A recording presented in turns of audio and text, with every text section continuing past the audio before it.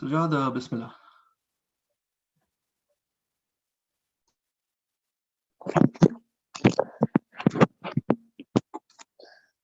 بسم الله الرحمن الرحيم قل هو الله أحد الله الصمد لم يلد ولم يولد ولم يكن له كفوا أحد بسم الله الرحمن الرحيم الحمد لله رب العالمين الرحمن الرحيم مالك يوم الدين إياك نعبد وإياك نستعين اهدنا الصراط المستقيم صراط الذين أنعمت عليهم غير المغضوب عليهم ولا الضالين صدق الله العلي العظيم صلوات. اللهم صل على محمد وآل محمد بر محمد وآل محمد بلندر صلوات. اللهم صل على محمد وآل محمد. پیکاں برس رہے ہیں تابوت پر حسن کے، پیکاں برس رہے ہیں تابوت پر حسن کے، امت مٹا رہی ہے آثار پنجے تن کے، پیکاں برس رہے ہیں تابوت پر حسن کے، بابا کے دل کے ٹکڑے تو نے گنے 72، بابا کے دل کے ٹکڑے تو نے گنے 72، ٹکڑے 1000 ہوں گے قاسم تیرے بدن کے، ٹکڑے 1000 ہوں گے قاسم تیرے بدن کے، زینب پکاری بھائی دل ڈوبتا ہے میرا، زینب پکاری بھائی دل ڈوبتا ہے میرا، اگلو نہ دل کے ٹکڑے صدقے گئی دہن کے، اگلو نہ دل کے ٹکڑے صدقے گئی دہن کے، تن پر تو ہے حسن کے گو چھد گیا ہے سارا، تن پر تو ہے حسن کے گو چھد گیا ہے سارا، محتاج ہی رہیں گے شبیر تو کفن کے، محتاج ہی رہیں گے شبیر تو کفن کے، قبر حسن پہ اس دم لرزا تھا ایک تاری، قبر حسن پہ اس دم لرزا تھا ایک تاری سادات نے دکھائی، کچھ نیلے جب رسن کے آخر کی ہچکیوں میں شبر نے رو کے چومے، آخر کی ہچکیوں میں شبر نے رو کے چومے، شبیر کا گلا اور بازو بڑی بہن کے دو بار مل گیا ہے تم کو کفن اے مولا، دو بار مل گیا ہے تم کو کفن اے مولا،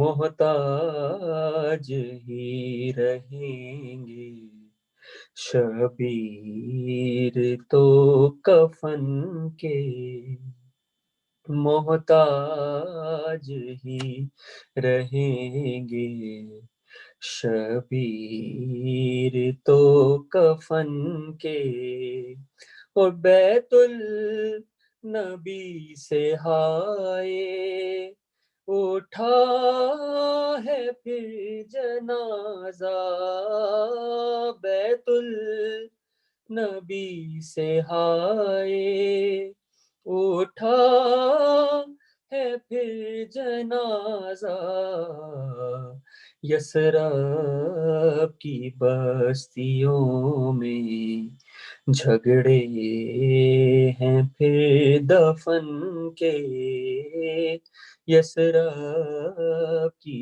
بستیوں میں جھگڑے ہیں پھر دفن کے، پیکاں برس رہے ہیں تابوت پر حسن کے، اور محمد علی محمد بلند سلام اللہم صلی علی محمد وآل محمد۔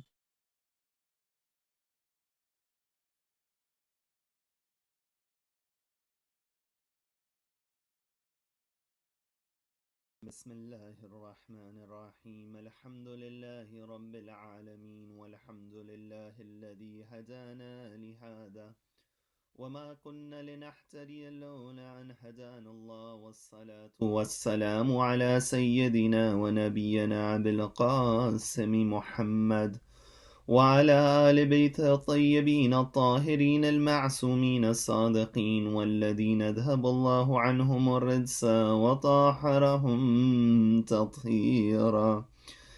أما بعد، فقد قال الإمام حسن بن علي المجتبى عليه السلام: أنا ابن البشير، أنا ابن النذير، أنا ابن الداعي إلى الله بإذنه، أنا ابن السراج المنير، أنا من أهل بيت أذهب الله عنهم الرجس وطهرهم تطهيرا، أنا من أهل بيت افترض الله حبهم في كتابه فقال عز وجل: قل لا أسألكم عليه أجرا إلا المودة في القربى، ومن يقترف حسنة نزد له فيها حسنا، فالحسنة مودتنا أهل البيت. صدق مولانا الإمام حسن بن علي المجتبى. اللهم صل على محمد وآل Muhammad. We've approached the night of the martyrdom of Imam al-Hassan alayhi salam and the passing of our beloved Prophet Rasulullah Muhammad sallallahu alayhi wa alihi wa sallam. It is to no coincidence that these two individuals, they share their date of martyrdom.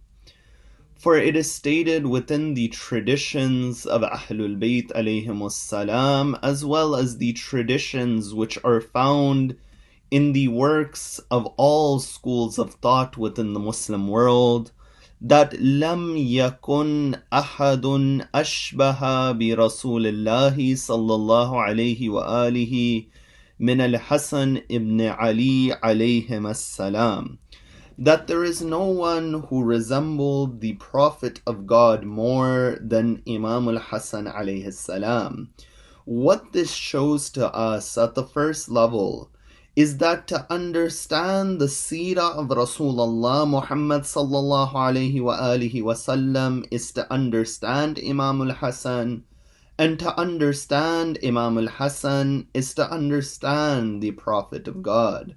Now, it's quite difficult that one upon one single lecture to touch upon both aspects of the life of Rasulullah as well as the life of Imam al-Hassan, because both of these personalities are individuals who are worthy of an entire discussion dedicated towards them.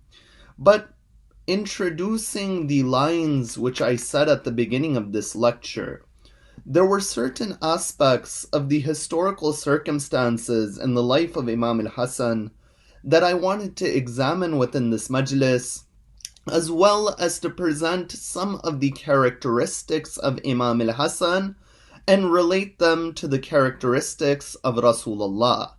And in this discussion, I hope that we can have a comprehensive discussion regarding the life and times of Imam al-Hassan, as well as the characteristics that Imam al-Hassan embodied, which we see in the Prophet of God as well. Now, the sad reality is that when it comes to Imam al-Hassan, that in his lifetime, Imam al-Hassan was madloom and he was oppressed amongst his enemies, no doubt.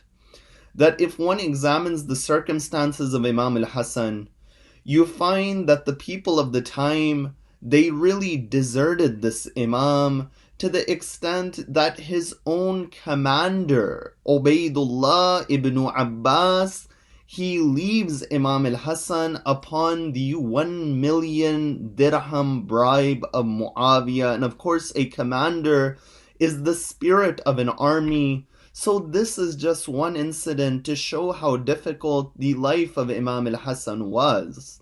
But the sadder reality is this, is that Imam al-Hassan was oppressed when he was alive, but he remains oppressed even amongst us today. What I mean by this is that when one were to take a general survey and to ask that, what do you know about Imam al-Hassan?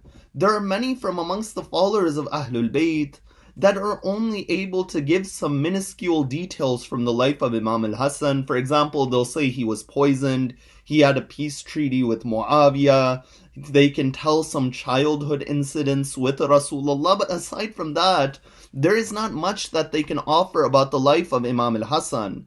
Now, some would say that to understand the rest of the Ahlul Bayt is to understand this Imam as well, and without a doubt, kulluna min nurin wahid, as the tradition says, all of us Ahlul Bayt are from one light. But this doesn't take away the responsibility from us to read about the life of Imam al-Hassan.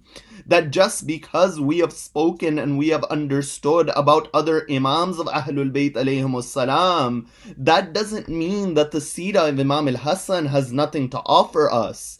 But rather the seerah of Imam al-Hassan is a extremely potent biography, and one which is especially potent within the world today. Because Imam al-Husayn, in a circumstance, the ruler of that time, Yazid, had taken the policy of outward disobedience to the command of Allah and an outward scheme of attack. Yazid was known for this. Imam al-Husayn, in his famous reply, he says that Yazid is an individual who is a fasik and an open sinner. وَشَارِبُ الْخَمْرِ, and he drinks alcohol. وَقَاتِلُ النَّفْسَ الْمُحَرَّمَةِ, and he kills those souls which have been made prohibited. So this was the policy of Yazid. Outside of that, we see him attack Medina, we see him attack Mecca. But Muawiyah in many ways was different. Muawiyah would wear the garb of religion. Muawiyah would hide himself, and by hiding himself, he would carry out his attack. In today's world, oftentimes, you find that the attack is made by those individuals who disguise themselves within the Muslim world, and by disguising themselves within the Muslim world, they seek to bring havoc from within, and they carry out policies which are covert. We see different groups and different administrations. On the outward, they seem to be pro-Islam, that they'll make dialogue in favor of Islam, but when you study their policies, you'll find that their policies is a complete attack upon the religion of Islam, and this is something which was occurring in the life of Imam al-Hassan, and this is something which we find throughout his seerah, and Imam al-Hassan gave the tools to an individual on how to expose this reality. Now we find that when we examine Imam al-Hassan, the discussion really begins with the period of the martyrdom of Amir al-Mu'mineen alayhimus salam. You see, when Imam Ali alayhi salam was martyred, it is stated that the very morning, near the time of Fajr, after the martyrdom of Imam Ali on the 21st of Ramadan, Imam al-Hassan, he goes and he gives a sermon. Within the sermon, he makes many lines explaining to the individuals what his reality was and whom he was. He says to the Muslims of that time period that my father Ali bin Abi Talib was the one, that he was the first from amongst those who accepted Islam, and he was their head in good actions. Nor did any later Muslim attain the level of my father Ali bin Abi Talib. You see, Imam al-Hassan, we know about the generosity, and I'll mention about the generosity and the forbearance of Imam al-Hassan. But Imam al-Hassan is the son of the one, when his words were compiled, they were made into a book, Nahjul Balagha. Now listen to the eloquence of Imam al-Hassan. He says, my father is the one who used to fight alongside Rasulullah and protect the Prophet with his own life. The apostle of God would give him the flag, and he would go with the flag. On one side of my father, Jibreel would support him. On his other side, Mikael would support him. And my father would not return until Allah brought victory upon the hands of my father. And he was taken to his Lord, speaking about the martyrdom of Imam Ali, which occurred on the same day. He says he was taken to his Lord on the night that Isa was ascended towards the heavens, and Yusha, Joshua the son of Nun, the wasi of Musa, he passed away, and he left behind nothing of gold and silver, only 700 dirhams for his family to buy a servant. So Imam al-Hassan, within these lines, he explains the reality of Amir al-Mu'mineen, that Amir al-Mu'mineen was the one who was supported by Allah, and Amir al-Mu'mineen as a caliph and as a leader, he didn't accumulate wealth for himself, but rather when the Imam died, he only had a very little amount with him, in contrast to the Umayyads and the one who would sit in Damascus and Sham. Then after that, Imam al-Hassan would take the name of his grandfather with pride and show his pride about being from the lineage of Rasulullah. You know what Imam al-Hassan would say? He would say, Anabnul Bashir, Anabnul Nadir, that I am the son of the bringer of good news, and I am the son of the warner. Anabnul Da'i ilallahi bi'idnihi, Anabnul Siraj al-Munir. I am the one who would call to the path of Allah by the permission. I am the son of the one who would call to Allah. by the permission of God, and I am the son of the lamp-giving light. أنا من أهل بيت أذهب الله عنهم الرجس وطهرهم تطهيرا. Allahumma salli ala Muhammadin wa ali Muhammad. That I am from that Ahlul Bayt which God had purified, and He had kept every impurity away from this Ahlul Bayt. أنا من أهل بيت افترض الله حبهم في كتابه فقال عز وجل. And I am from that Ahlul Bayt that Allah has mandated their love in His book when He said قُلْ لَا أَسْأَلُكُمْ عَلَيْهِ أَجْرًا إِلَّا الْمَوَدَّةَ فِي الْقُرْبَى. That I ask for nothing in return except love for my family. وَمَن يَقْتَرِفْ حَسَنَةً نَزِدْ لَهُ فِيهَا حُسْنًا. And the one who attaches to this goodness, we will increase for him goodness. And Imam al-Hassan, he says that love for us Ahlul Bayt is that hasana within this ayah.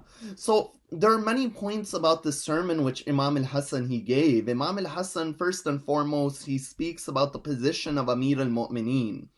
And he speaks about his grandfather Rasulullah by using the verses and the ayat of the Quran.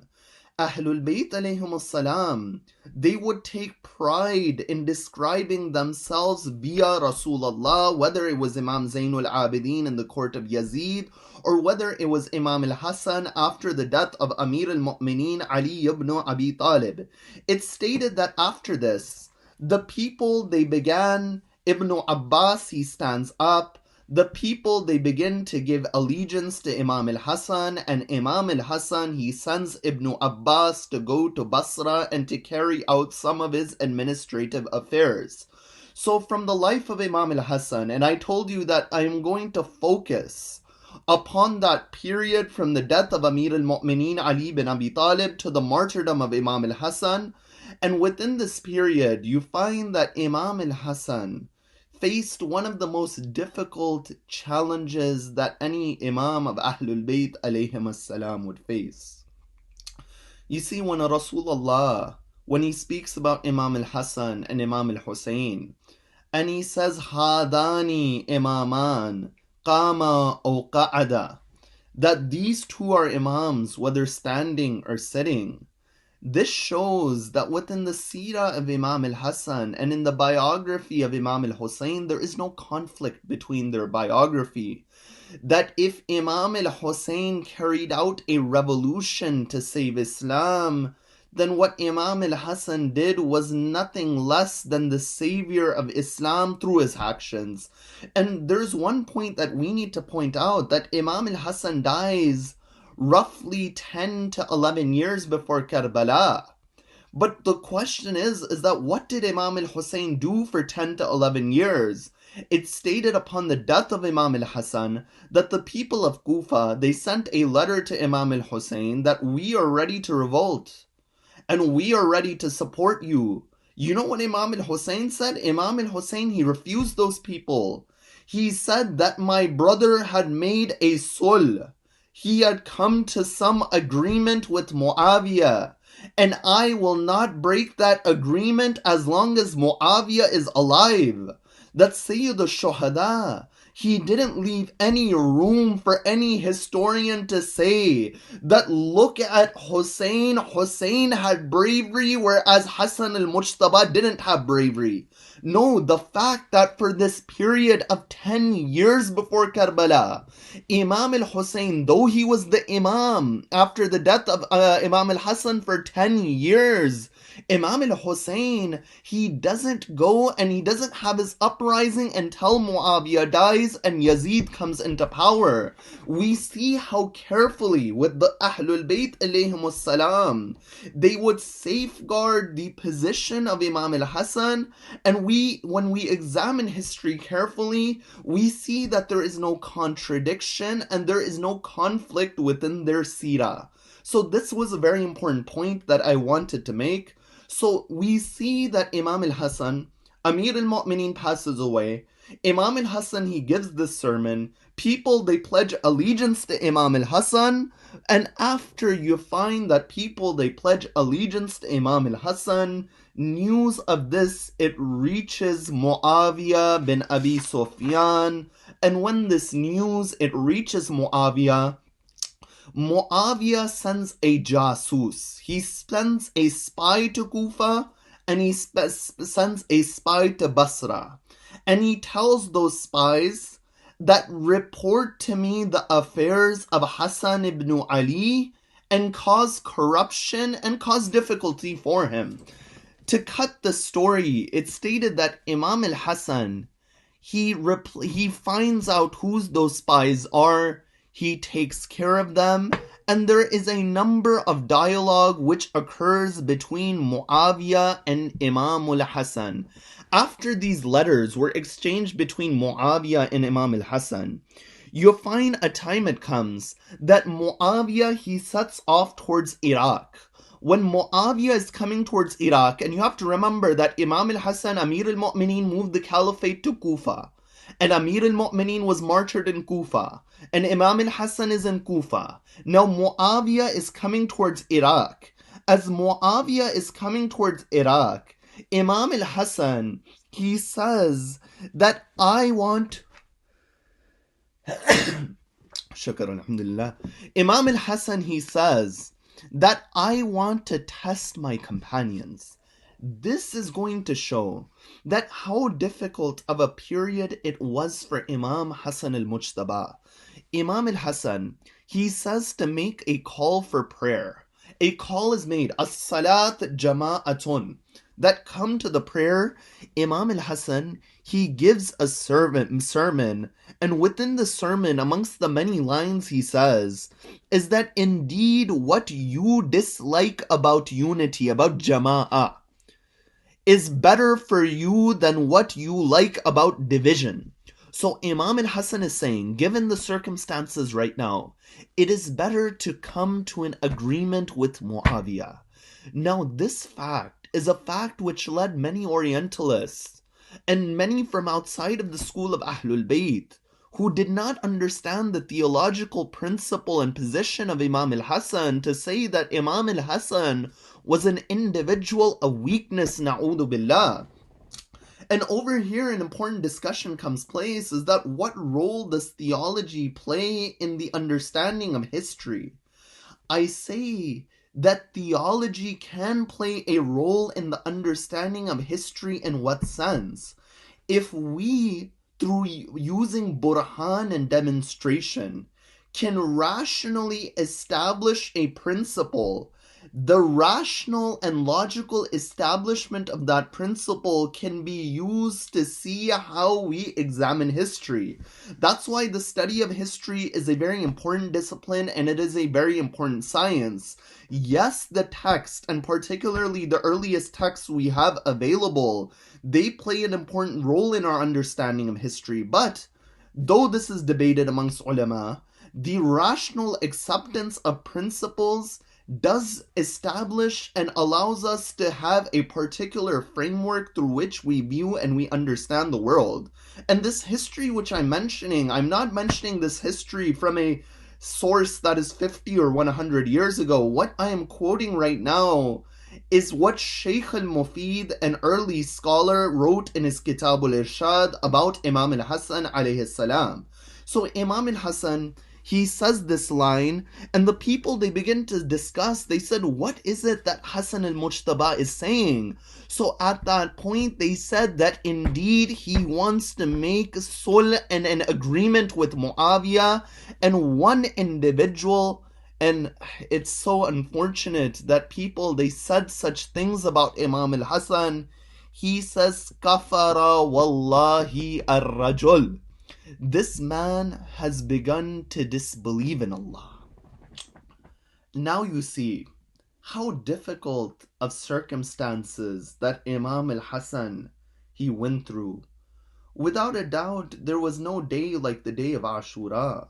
As Imam al-Hassan said to Imam al-Husain, La yawm ka yawmika ya Aba Abdullah, that there is no day like your day, But if you want to understand the sorrow of Imam al-Hassan, this is the manner about which they would speak about this Imam. You know what happens ensuing this? After Imam al-Hassan gives this sermon, it's stated that Imam al-Hassan, as he would sit on the musalla and the prayer mat, a man would come, he would pull the prayer mat from under Imam al-Hassan. Another man would take the aba and the cloak of Imam al-Hassan. And as Imam al-Hassan is going, a man he comes, he places a rope upon the neck of the mule that Imam al-Hassan was on. He drags it. Imam al-Hassan falls to the ground. He takes a dagger. He stabs Imam Hassan in the thigh to the point that it is stated that that dagger, it went to the bone of Imam al-Hassan. This is this difficulty that Imam al-Hassan he faced. And if this wasn't enough, Imam al-Hassan, as he's tending towards his wounds, he sends his commander Ubaidullah ibn Ziyad, and he says, "O Ubaidullah, go with another individual by the name of Qais bin Sa'ad. When you go, hold off Muawiyah from coming to Iraq." Muawiyah he meets, and when he meets with Ubaidullah ibn Ziyad, he bribes him, and the commander of Imam al-Hassan leaves the side of Imam al-Hassan. And further than that, the people of that time, they began to write letters, and they said to Muawiyah, "We are willing to support you to the extent that if you want us to hand you Hassan, we'll hand you Hassan, and if you want us to kill Hassan, we'll kill Hassan." This is the difficulty Imam Hassan he faces. And we need to understand this fact that if Imam al-Hassan carried out a war, number one, there was not the means and the medium for him to be effective against Muawiyah. Now, some may say that SAWW only had 72 individuals, but I say we need to see that in that time period, if Imam al-Hassan he carries out and he is successful, people would say that in the way a caliph before was killed, now Muawiyah is killed. And the Umayyads would carry out more of an onslaught. But if Imam al-Hassan is defeated, people would say that this was because that Muawiyah offered a peace treaty, yet he didn't accept, and this is upon him. So Imam al-Hassan, the point being, an Imam is that individual, that all of the probabilities are in front of the Imam, and the Imam, he always takes the best course of action for the guidance of mankind. In the time of Imam Ali, what he did was the best course of action. In the time of Imam al-Hassan, the best course of action. In Karbala, the best course of action. And in this manner, the Imam, he carries out this reality. So after this, you find a point it comes that Imam al-Hassan's followers, though they were not very strong in faith, you find that Imam al-Hassan, he goes and he agrees to an agreement with Muawiyah, and he says to Muawiyah that within this agreement, the cursing of Amir al-Mu'mineen Ali ibn Abi Talib would be stopped from the pulpits and in the qunut of salat, in the dua within salat, and that his Shia should be given security and none of them should be exposed to evil, and each of them has rights. That's, subhanallah, one of the reasons that Imam al-Hassan, he makes this agreement with Muawiyah is to prevent the slaughter of the Shia. That Imam al-Hassan was willing to face every difficulty to look after the lovers and the followers of his father and of Ahlul Bayt alayhimus salam. Muawiyah, after he signs this treatise, he says, "By Allah, I have not fought you to establish prayer, nor to fast, nor to make pilgrimage, nor to make zakat. Indeed, you do that already. I fought you so I may have power over you, and Allah has given that to me. And indeed, all of the things which have been requested by Hassan, all of them are under my foot, and from now on I will not fulfill anything." I remember one historian would say that if the sulh and the treaty or the agreement of Imam al-Hassan with Muawiyah had no other impact except for Muawiyah to say this line, then this was enough to expose Muawiyah bin Abi Sufyan through the soul of Imam al-Hassan. You see, after this, Imam al-Hassan, he goes back towards Medina. And in Medina, you find that he shows and he establishes what the character of Rasulullah was like. Because in the time of Imam al-Hassan, it was only 30 to 40 years since the death of the Prophet. But within 30 to 40 years, people had forgotten what was the true essence of Islam and what was the true essence of the life of Rasulullah. And Imam al-Hassan, he would time and time again demonstrate this with his character and with his insight. You know, it's stated Imam al-Hassan multiple times in his life, he gave away every possession that he had. And this isn't something small. It's one thing to give away 20% out of a yearly salary, but to give away 100% and to start over, Imam al-Hassan is that individual who would carry this out. And you know, Muawiyah, when he hears about Imam al-Hassan donating at such a level, Imam al-Hassan was sent a letter by Muawiyah. Muawiyah says, "Oh Hassan, la khayra fil israf," that there is no good in extravagance. You know what Imam al-Hassan, he replies? He says, "La israfa fil khair," there is no extravagance in doing good. He flips the line on Muawiyah, that, oh Muawiyah, no matter how much good you do, there is no extravagance within this good.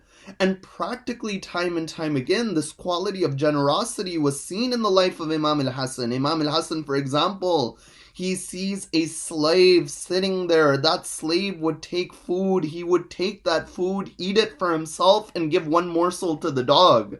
Imam al-Hassan would buy the slave. He would free the slave. He would buy the garden. He would free the garden. He would give the garden towards that slave.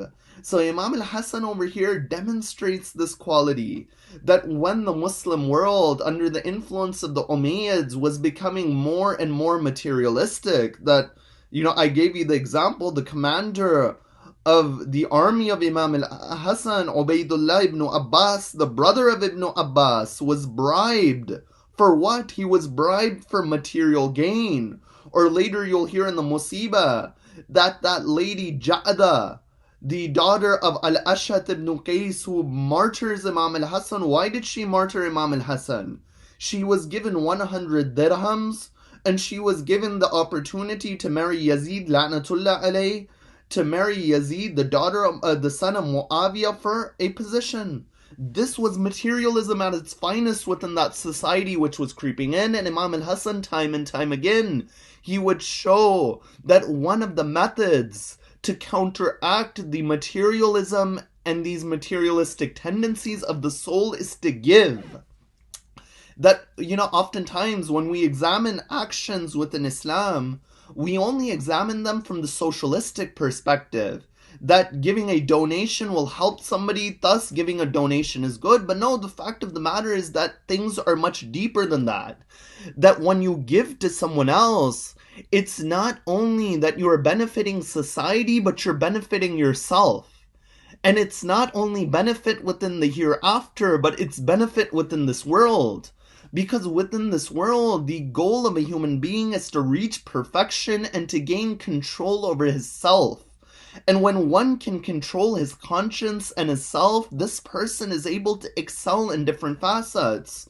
And you find that one method of doing so is to give to others, because when you give to others, you'll find that that materialistic tendency and that greed within our nafs, it is suppressed, because we are training ourselves to give to other individuals. So the actions of Imam al-Hassan, you find they have a manifold benefit. And this is something which we see within the seerah of Rasulullah. You know, Imam al-Hassan, as I said the line from the beginning of the majlis, لم يكن أحد أشبه برسول الله من الحسن ibn Ali. That there is no one who resembles the Prophet of God more than Imam al-Hassan. It stated Rasulullah within his life Our Prophet, he never ate to the extent that he filled his stomach for multiple days. That there would be days the Prophet of God would go without food. There were days the Prophet would spend hungry. Why? Because this is rahmatun lil alameen. This is that mercy for mankind, and this is that mercy for the universe who would feel the pain of the universe. He would feel the pain of those who are around him. Rasulullah would carry out the same seerah. Imam al-Hassan, on the other hand, we see the hilm of Imam al-Hassan and his forbearance. A person comes to Imam al-Hassan to Medina and he says, "May God curse you and your father." That man, Imam al-Hassan, by the recitation and the speaking etiquette of that man and his style, he says, "Oh man, I can tell by your lahja. I can tell by the way you speak, you're not from Medina. If you've come here and you need a place to stay, I'll give you a place to stay. If you need clothing, I'll give you clothing. If you need anything, I will provide you that." That man, he says that this is Hassan al-Mujtaba. I cursed his father. This is how he replied to me. You see, when this line, it says none resembled Rasulullah more than Imam al-Hassan, it didn't just mean in features, but the word khalq in Arabic, which is your appearance, uses the same letters as the word khulq, which is your character. You see, khalq and khulq are related to each other. Both in Arabic are used with the same letters. One means appearance, the other means your mannerisms. And the beauty and the secret behind this is that when one's mannerisms and his character is beautiful, then automatically his appearance will seem beautiful to the individuals as well. And on the flip side, if one's appearance is beautiful but his mannerisms don't have beauty, no matter how good that person may look, you find that that person is one to which the people will stay away from. You find Imam al-Hassan resembles the Prophet both in khalq and khulq, in character and in appearance. And you find Rasulullah would show forbearance as well. Whether Rasulullah, it was when a lady would dump garbage on Rasulullah, or it was when Rasulullah would go to Ta'if. When the Prophet of God would go to Ta'if, you find the people would pelt Rasulullah to such an extent that from his head to his feet the Prophet of God would be bleeding, and he would not pray against the people, but he would say, "Oh Allah, Allahumma gfir hadal qawm," that forgive these individuals, they didn't know. And this is Rasulullah when it comes. But there's many points I can mention when it comes to these personalities, because both of these personalities are such that when you begin to speak about them, you don't know where to start, you don't know where to stop. You see, a couple more lines about the fadail of Imam al-Hassan, and I'll conclude this discussion. You see, Imam al-Hassan is the one who was called the Kareem one of Ahlul Bayt, the generous of Ahlul Bayt. Amir al-Mu'mineen, in a tradition, he describes what does it mean to be Kareem. You see, in Arabic, there is a word which is used for generous, but then there is a word for Kareem. Kareem is the one whose generosity reaches certain level that he doesn't care whether he eats or he doesn't eat. He doesn't care whether he has or he doesn't have. He will still give in the path of God. Imam al-Hassan is the Kareem one of Ahlul Bayt. You see, to be an individual, to be the first of your family to carry out an action has a virtue, that you were the first. But when your entire family is known for a characteristic, but within your entire family for your attribute to be mentioned, this shows the greatness of Imam al-Hassan, that from a household like Ahlul Bayt alayhimus salam, he was called the Kareem and the generous one of Ahlul Bayt. Imam al-Hassan is that individual that when Amir al-Mu'mineen is writing a wasiyah and his will, he says to Imam al-Hassan, "Wajadtuka ba'di, bal wajadtuka kulli," that, "O my son, I found you to be a part of me, but rather I found you to be my entirety." Ayatollah Nasir Makarim Shirazi, in his famous Shar and commentary on Nahjul Balagha, he would say that what this line shows is that all of the virtues of Amir al-Mu'mineen Ali bin Abi Talib were present within the wujud and the existence of Imam Hassan al-Mujtaba. And you find in this manner, Imam al-Hassan, he showed quality after quality within his life. And many of these qualities are those qualities which we find within the Prophet of God, Rasulullah Muhammad sallallahu alayhi wa alihi wa sallam.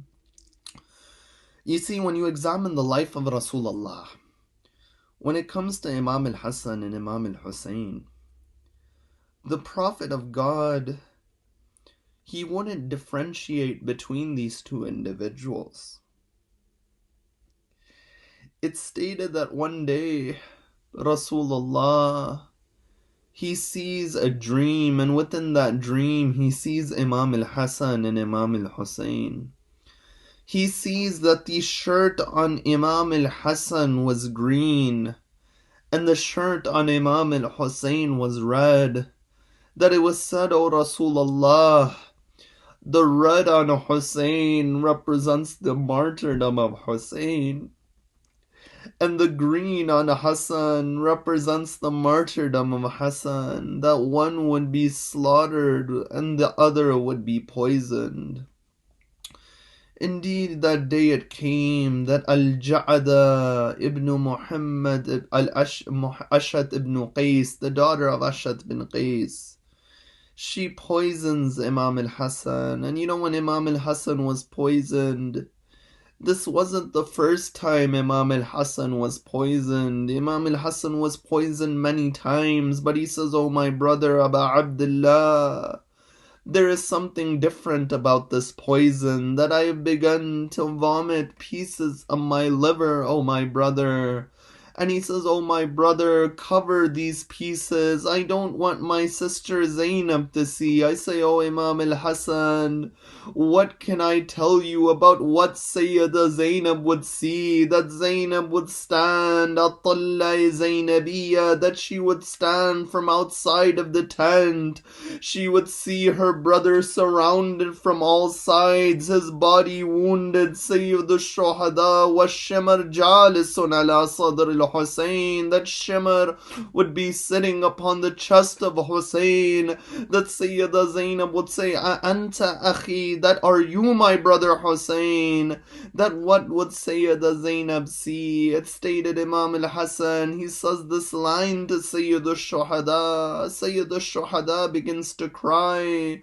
And you find at that point, Imam al-Hassan says, "Atabki alayya ya Aba Abdullah," that, "Oh my brother, oh Aba Abdullah, are you crying over me?" "Abki alayk," I cry over you, O Hussein.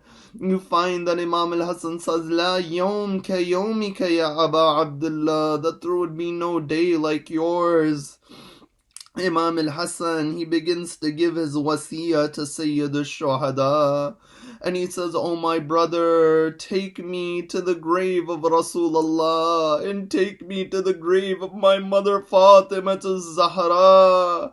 And oh my brother, I know they will cause conflict, but it's my wasiyah that you don't fight them at this moment." It's stated when the janazah of Imam al-Hassan, it was going towards Medina, towards the grave of Rasulullah, Marwan, he comes out. Another individual comes out. You find they say that we don't want him buried over here. It's stated within the hadith that arrows were fired towards the janazah of Imam al-Hassan. I say that, "O Rasulullah, what was the fate of your grandchildren? If one of them was covered in arrows before he passed away, then the other's body was covered in arrows after his martyrdom. No, I say, O Rasulullah, if one of them, his body was on top of the arrows in Karbala, the other, his body was covered in arrows. It's stated that Imam al-Hassan, his body would be brought back. Imam al-Hussein, Sayyida Zainab, they would take the arrows out of the body of Imam al-Hassan. You know, the Maqatil, they don't write where the son of Imam al-Hassan was there, where he was at that moment, where was Qasim the child. But what we do know is that before Imam al-Hassan passed away, he gave a letter towards Qasim. He says, "O Qasim, that on that day when your uncle is alone," in that letter he said, "give this to your uncle." That day it came. Qasim, he would cry. His uncle wouldn't give permission. His mother says, "Take this letter." The letter, it said, "إذا وجدت أمك الحسين غريبا وحيدا فريدا عطشانا." That, O Qasim, when you find your uncle Hussein alone, that when you find him on that day, O Abu Abdullah, you'll find that Qasim is my supporter. We find Sayyid al-Shuhada, he looks at the letter, he begins to cry. It's stated by Sayyid ibn Tawus that this uncle and the nephew, as they were holding each other, فَغَشِيَ عَلَيْهِمَا, they fall unconscious. A point it comes, Qasim, he begins to fight. Qasim is martyred. Sayyid al-Shuhada, the martyrdom of every of the Shuhada, he would say a line. At the martyrdom of Ali Akbar, he said, "Ala dunya ba'daka al-afaya Akbar," that after you may the world become dirt, O Akbar. At the martyrdom of Abbas, he said, "Alan inkasara dahri," that, O Abbas, my back has become broken. But you know what Sayyid al-Shuhada, he says upon the martyrdom of Qasim, he says, "O Qasim, what will I tell your mother, O Qasim, that you were calling for me, yet I was not able to come and help you. Ala la'natullah ala al-qawm al-zalimin." Ya Allah, we ask through the right of Muhammad and Ali Muhammad, wherever the followers of Ahlul Bayt are sick and in difficulty, help them. Wherever they're in need of du'as, Ya Allah, accept their du'as if they're good for them. Ya Allah, we pray for the hastening of the reappearance of the Master of our time. And Ya Allah, we pray to be granted the ziyarah of Rasulullah and the ziyarah of Imam al-Hassan in Jannatul Baqi, as well as to be granted the intercession of Rasulullah and Imam al-Hassan alayhim wassalam. ربنا تقبل منا إنك أنت السميع العليم.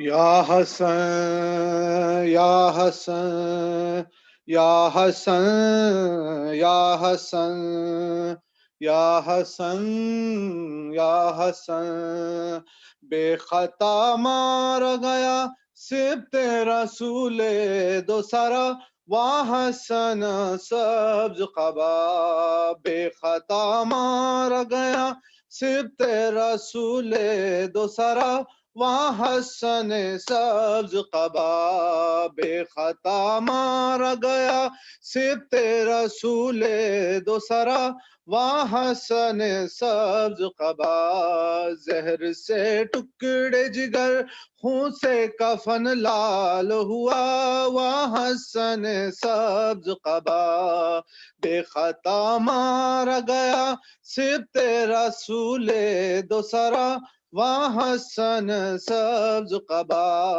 बेखता मारा गया सिब्ते रसूले दो सारा वहाँ हसन सब्ज कबा खून उगलते हुए भाई को बहन ने देखा और तड़प कर ये कहा और तड़प कर ये कहा तेरी गुर्बत पे भाई तेरी ज़ैनब हो फिदा वहाँ हसन सब्ज कबा बेखता मारा गया सिब्ते रसूले दो सरा وحسن سبز قبا بے خطا مارا گیا سبت رسول دوسرا وحسن سبز قبا ماں کے دکھ سے ابھی آزاد کہاں تھی زینب ہو گیا کیسا غضب ہو گیا کیسا غضب باپ زندہ نہ رہا بھائی سوئے خلد گیا وحسن سبز قبا بے خطا مارا گیا سبت رسول دوسرا وحسن سبز قبا بے خطا مارا گیا سبت رسول دوسرا وحسن سبز قبا کر دیا زہر حلال نے جگر کے ٹکڑے اور قاسم کے لیے اور قاسم کے لیے کم سنی میں ہے یہ غم شام غریباں جیسا وحسن سبز قبا بے خطا مارا گیا سبت رسول دوسرا وحسن سبز قبا بے خطا مارا گیا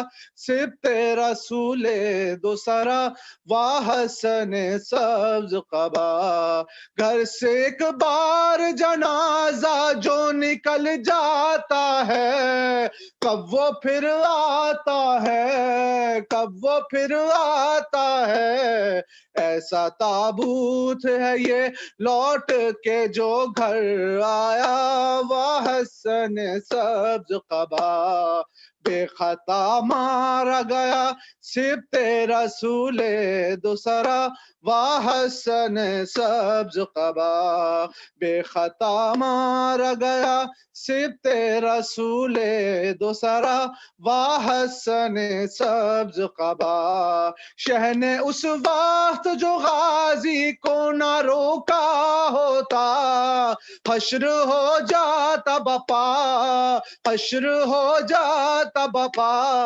تیر آتے نہ جنازے پہ تمہارے مولا وحسن سبز قبا بے خطا مارا گیا سبت رسول دوسرا وحسن سبز قبا بے خطا مارا گیا سبت رسول دوسرا وحسن سبز قبا شہ کو ریحان برادر کا جگر یاد آیا جب سارے کرب و بلا جب سارے کرب و بلا ٹکڑے قاسم کے اٹھاتے ہوئے مولا نے کہا وحسن سبز قبا بے خطا مارا گیا سبت رسول دوسرا وحسن سبز قبا زہر سے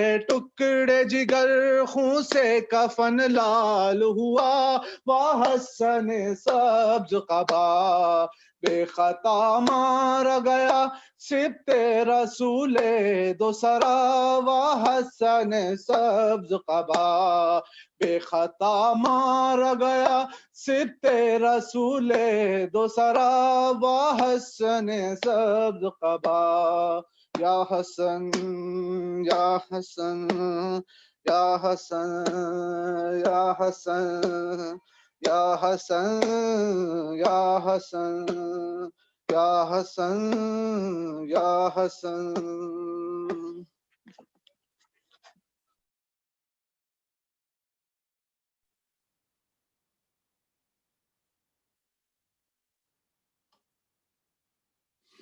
متوجہ زیارت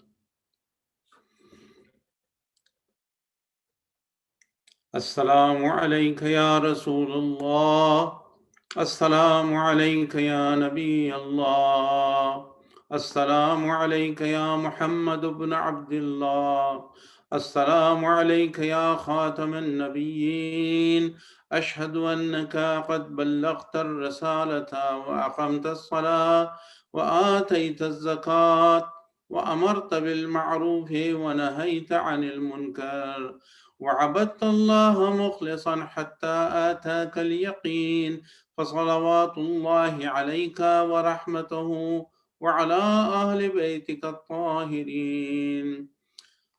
السلام عليك يا أمير المؤمنين، السلام عليك يا خديجة الكبرى، السلام عليك يا فاطمة الزهراء سيدة نساء العالمين. السلام عليك يا حسن المجتبى، السلام عليك يا ابن رسول رب العالمين، السلام عليك يا ابن أمير المؤمنين، السلام عليك يا ابن فاطمة الزهراء، السلام عليك يا أبا محمد الحسن بن علي ورحمة الله وبركاته. السلام عليك يا أبا عبد الله، السلام عليك يا ابن رسول الله، السلام عليك يا ابن أمير المؤمنين، السلام عليك يا ابن فاطمة الزهراء سيدة نساء العالمين. السلام عليك وعلى جدك وأبيك، السلام عليك وعلى أمك وأخيك، السلام عليك وعلى الأئمة من ذريتك وبنيك، صلى الله عليك وعلى أخيك أبن الفضل العباس، وعلى أختك أم المصائب زينب، وعلى ولديك العليين الشهيدين، وعلى المستشهدين بين يديك جميعا ورحمة الله وبركاته. السلام عليك يا صاحب العصر والزمان، الأمان الأمان الأمان من فتن الزمان. السلام عليك يا خليفة الرحمن، السلام عليك يا إمام الإنس والجان، عجل الله تعالى فرجك وسهل الله مخرجك وظهورك. السلام عليك ورحمة الله وبركاته. اللهم صل على محمد وآل محمد.